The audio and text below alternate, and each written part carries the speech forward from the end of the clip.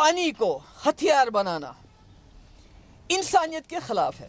ये पाकिस्तान या किसी और मुल्क की, अगर किसी मुल्क के साथ भी हमारा पानी चला जाता उसको बंद किया जाएगा, मैं समझती हूँ इंसानियत के ख़िलाफ़ है। अगर उसके बावजूद भी उमर साहब वही लाइन टो करना चाहते हैं जो बीजेपी की है कि पाकिस्तान के लोग को तरसाना है पानी के लिए, ये दिखाता है कि इनका जो पूरा इकोसिस्टम है, चाहे समाजवादी पार्टी हो, कांग्रेस हो, पीडीपी हो, नेशनल कॉन्फ्रेंस हो, ये हर बार शर्जील, उमर, अफजल, याकूब, नक्सली, आतंकी, देश के टुकड़े टुकड़े करने वालों के साथ खड़े हो जाते हैं, पाकिस्तान के सुर से सुर मिलाते हैं। ऑपरेशन सिंदूर करके पाकिस्तान को मुंह तोड़ जवाब दिया जाता है सेना के द्वारा, या उनका पानी बंद किया जाता है IWT के द्वारा। तो किस प्रकार से ये लोग पाकिस्तान की पैरवी करते हैं, ये इसका एक और उदाहरण है। ऑपरेशन सिंदूर के बाद से पाकिस्तान में तो खौफ है, लेकिन भारत में बयानबाजी और सियासत थमने का नाम नहीं ले रही है। भारत को तुरंत ऑपरेशन सिंदूर खत्म करना चाहिए और पाकिस्तान के साथ बिना किसी देरी के बातचीत की मेज पर लौटना चाहिए।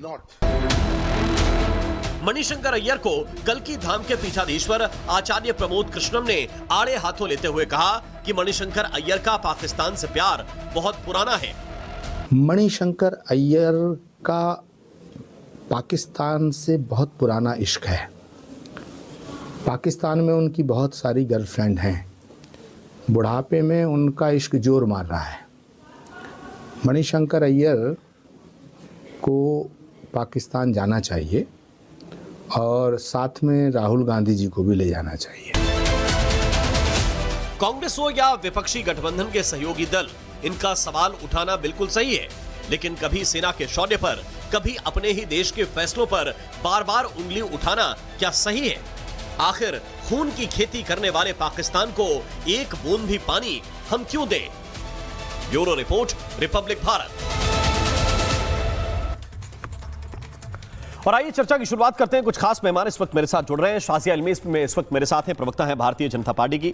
सुशील पंडित जी मेरे साथ हैं, कश्मीरी एक्टिविस्ट हैं। हमारे साथ कर्नल शैलेंद्र सिंह हैं, जाने माने डिफेंस एक्सपर्ट हैं। इस वक्त अजय वर्मा हमें ज्वाइन कर रहे हैं, लीडर हैं कांग्रेस पार्टी के। हमारे साथ इस वक्त वकार भट्टी जुड़े हुए हैं, जो कश्मीरी एक्टिविस्ट हैं। आप सभी का बहुत बहुत स्वागत है। कुछ और खास मेहमान कुछ देर के बाद मेरे साथ जुड़ेंगे, लेकिन सबसे पहले वकार भट्टी, सवाल बहुत सीधा, बहुत साफ। उमर अब्दुल्ला ये कह रहे हैं कि कश्मीर का पानी सबसे पहले कश्मीर के हिस्से आना चाहिए, और उन्होंने कहा कि ये हमारी आज की बात नहीं है, ये बहुत पहले की डिमांड है जिसको सरकारें सुनती नहीं है। लेकिन ये क्या पॉलिटिकल राइवलरी है जिसके तहत पाकिस्तान के लिए मानवीयता याद आ रही है? और आप चूंकि वहीं पर बैठे हुए हैं, इसलिए मैं ये सवाल करता हूं कि क्या पानी के लिए पाकिस्तान तड़प रहा है? क्या वहां के लोग प्यासे मारे जा रहे हैं? क्या ऐसी सिचुएशन आ गई है जो ये बताने की कोशिश की जा रही है कि नहीं, ये तो बहुत मानवीयता के खिलाफ भारत काम कर रहा है? ये तो वही भाषा है जो पाकिस्तान के लोग बाहर बोल रहे हैं। देखिए जनाब, मैं पहले शुरू करता हूं उस वीडियो से जो वीडियो कल से वायरल हो रही है। लश्कर का कोई लुखा है, मैं जिसका नाम तो जानता हूं बट मैं बताना नहीं चाहता हूं, क्योंकि वो चाहता है कि उसकी पब्लिसिटी मिले। तो उस लुखे ने जो बोला है कि हिंदुओं का कत्ल करके हम कश्मीर को आज़ादी दिलवाएंगे, तो मैं उस लुखे को सिर्फ इतना कहूंगा कि लुखे तुम इधर आ भी मत जाना, नहीं तो हमारे जैसे लोग हैं जो सेना का जैकेट पहन के बैठे हुए हैं, हम भी तुम्हें निपटने के लिए तैयार बैठे हैं। अब आई उमर अब्दुल्ला की बात पानी पे। देखिए उमर अब्दुल्ला ने जो बात रखी अभी कि हम पानी की, देखिए उमर साहब से तो बात ही करना छोड़ दीजिए। उमर साहब और कांग्रेस ने 75 साल में, और उसके बाद अब बीजेपी और पीडीपी, इन लोगों ने जम्मू कश्मीर को एक ऐसा वार जोन बनाकर रखा हुआ है सर, कि सिर्फ इनका काम है पैसा कमाओ, कुर्सी बनाओ और बच्चों को लंदन और अमेरिका पढ़ाओ। इसके बगैर इनका कोई काम नहीं है। मैं पीर पंजाल में उस रजौरी पूंछ के अंदर रहता हूँ।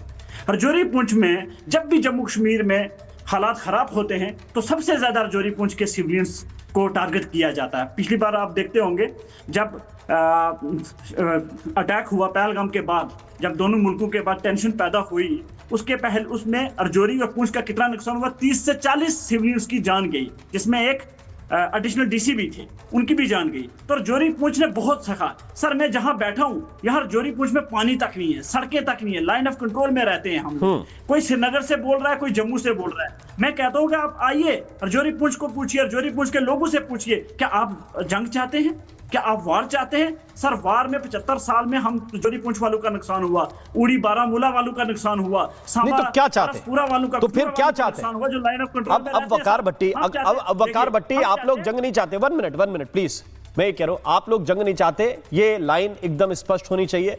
कोई जंग नहीं चाहता, कोई भी बैठा हो जंग के मुहाने पर और जिनके जिले सीमा के नजदीक हो, वो कोई वॉर नहीं चाहता। तो फिर दूसरा ऑप्शन क्या है कि आप पॉलिटिकल हाथ मरोड़िए पड़ोसी के। तो अगर पानी को डाइवर्ट करने की बात या अपने डैम बनाने की बात भारत ने कहा या ये कहा कि सिंधु ट्रीटी रोक दीजिए, फिर क्यों प्रॉब्लम होनी चाहिए? ये तो वॉर नहीं है। देखिए आप सब, सर मैं अब देखिए मैं ये चाहता हूं, या हर एक जम्मू कश्मीर का नागरिक, हिंदुस्तान का नागरिक यही चाहता है कि देखिए एक लॉन्ग टर्म सोल्यूशन होना चाहिए। 75 साल हो गए हमें, बातचीत भी बंद कर दी है, युद्ध भी छोटे मोटे चलते रहते हैं पाकिस्तान इंडिया के, तो इससे सोल्यूशन कोई निकल नहीं रहा। लोगों की जानें आज भी जा रही हैं, सिविलियंस की जानें आज भी जा रही हैं। सेना का वो जवान, उसकी फिक्र कीजिए जो मेरे जैसे जैकेट मैंने यूनिफॉर्म का पहना है, तो इसी यूनिफॉर्म के अंदर इस माइनस टेम्परेचर के अंदर वो जब लाइन ऑफ कंट्रोल में है उसको ठंडा खाना मिल रहा है सर, वो पानी नहीं पी सकता क्योंकि पानी जाम हो जाता है। क्या हम उस सेना के जवान के बारे में, उसके दर्द के बारे में, जब इस ठंड के मौसम में वो ड्यूटी कर रहा है, लाइन ऑफ कंट्रोल की गोली से मैं इस पर एक सेना के जवान से ही आपकी बात कराता हूं। कर्नल शैलेंद्र मेरे साथ है इस वक्त। सेना के जवान से बात कीजिए। आपने ये पूछा कि वो इतनी ठंड में ड्यूटी कर रहा है, उसके बारे में सोचना चाहिए। आज आर्मी डे है। कर्नल शैलेंद्र, पहले तो मैं आपको सल्यूट करता हूं, आपके नाते पूरी आर्मी को सल्यूट करता हूं जिन्होंने ऑपरेशन सिंदूर न केवल हमें जीत के दिया, इसके अलावा भी प्रतिदिन हम सुरक्षित हैं तो आप लोगों की बदौलत है।